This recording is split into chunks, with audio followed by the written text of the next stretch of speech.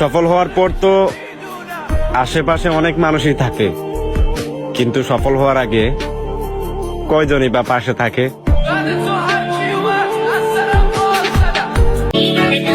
আমি হার্টের রোগী, খবরদার কোনো মাইয়া আমাকে বাইয়া ডাকবা না। তুমি কার সাথে কার তুলনা করো?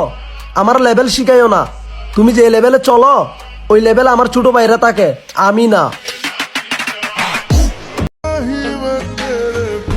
তুমি আমাকে যতই আঘাত দাও না কেন, তাও আমি তোমাকেই চাইব।